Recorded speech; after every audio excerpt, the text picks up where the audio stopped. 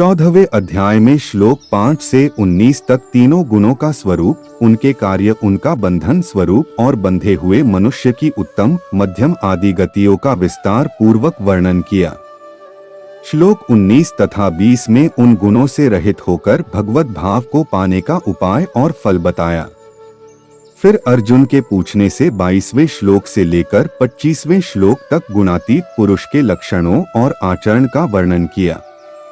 26वें श्लोक में सगुण परमेश्वर को अनन्य भक्ति योग तथा गुणातीत होकर ब्रह्म प्राप्ति का पात्र बनने का सरल उपाय बताया। अब वह भक्ति योग रूप अनन्य प्रेम उत्पन्न करने के उद्देश्य से सगुण परमेश्वर के गुण, प्रभाव और स्वरूप का तथा गुणातीत होने में मुख्य साधन वैराग्य और भगवत शरण का वर्णन करने के लिए 15वां अध्याय शुरू करते हैं।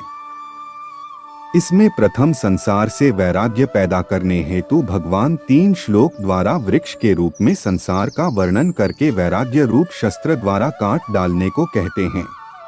अथ पंचदशोऽध्यायः 15वां अध्याय पुरुषोत्तम योग श्रीमद् भगवद गीता। श्री भगवानुवाच ऊर्ध्वमूलमधे शाखमश्वत्थं प्राहुरव्ययम् छन्दांसि यस्य पर्णानि यस्तम वेद स वेदवित्।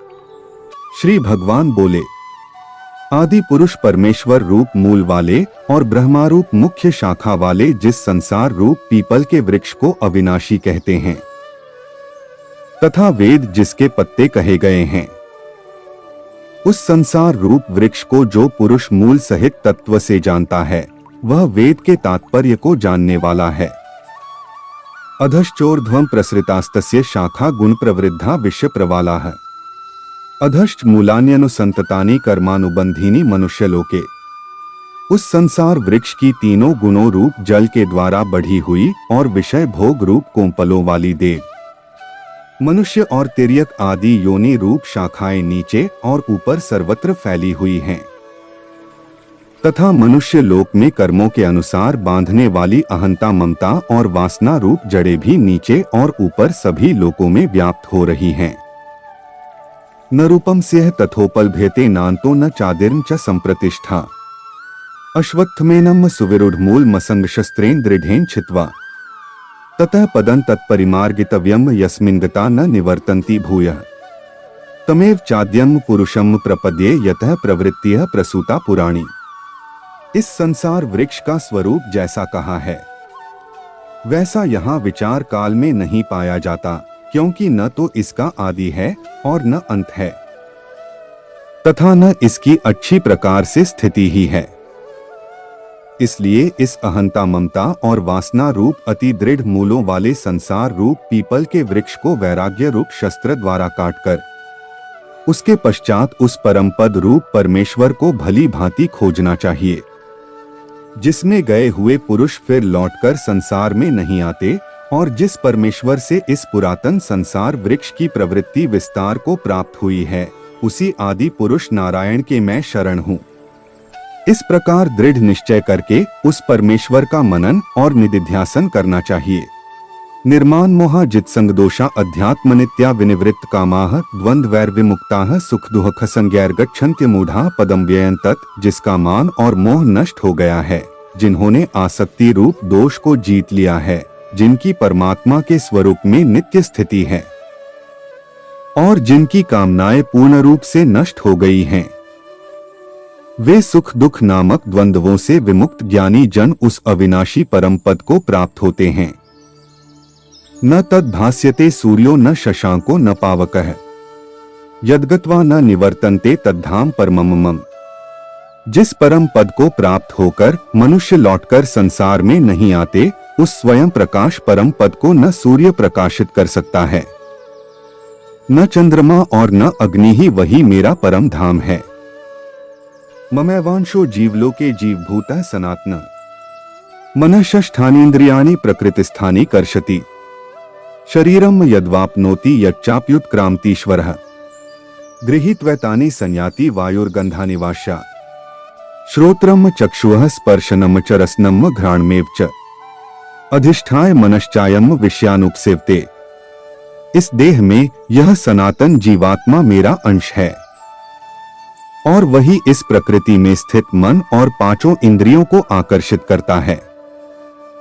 वायु गंध के स्थान से गंध को जैसे ग्रहण करके ले जाता है, वैसे ही देहादि का स्वामी जीवात्मा भी जिस शरीर का त्याग करता है, उससे इस मन सहित इंद्रियों को ग्रहण करके फिर जिस शरीर को प्राप्त होता है उसमें जाता है। यह जीवात्मा श्रोत्र, चक्षु और त्वचा को तथा रसना, घ्राण और मन को आश्रय करके अर्थात इन सब के सहारे से ही विषयों का सेवन करता है।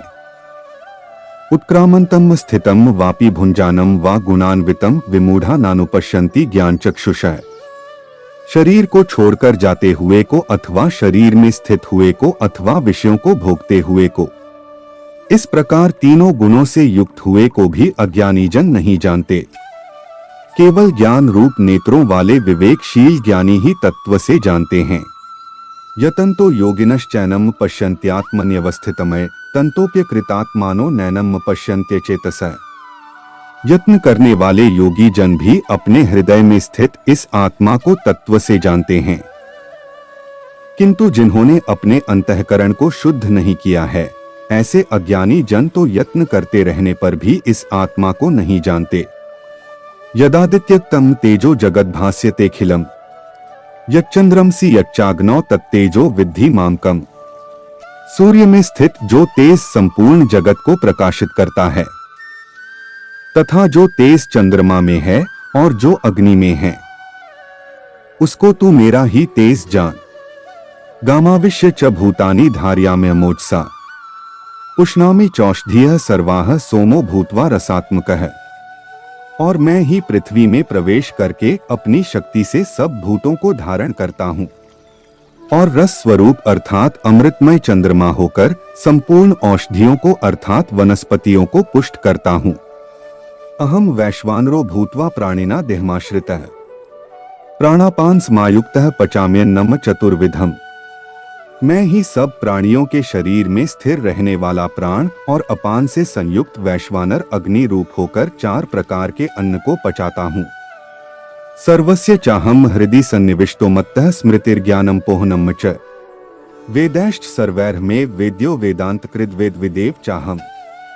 मैं ही सब प्राणियों के हृदय में अंतर्यामी रूप से स्थित हूँ तथा मुझसे ही स्मृति, ज्ञान और अपोहन होता है और सब वेदों द्वारा मैं ही जानने के योग्य हूँ तथा वेदांत का कर्ता और वेदों को जानने वाला भी मैं ही हूँ।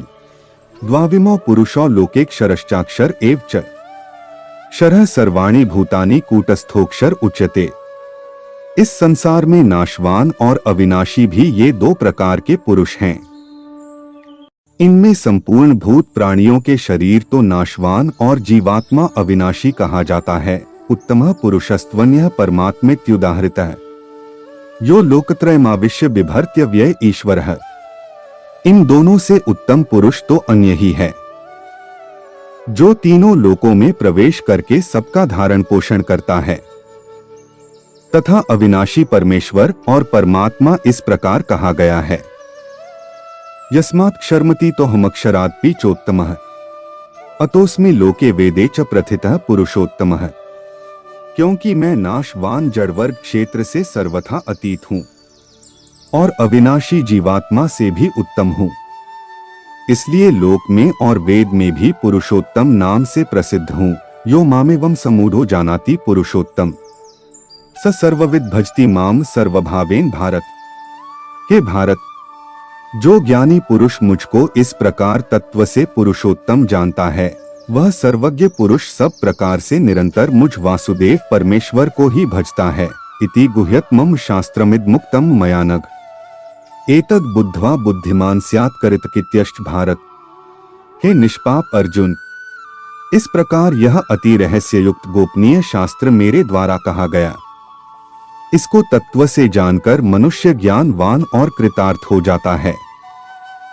ओम तत्सदिति श्रीमद् भगवद गीतासूपनिषत्सु ब्रह्म विद्यायाम योग शास्त्रे श्री कृष्णार्जुन संवादे पुरुषोत्तम योगो नाम 15ोऽध्यायः।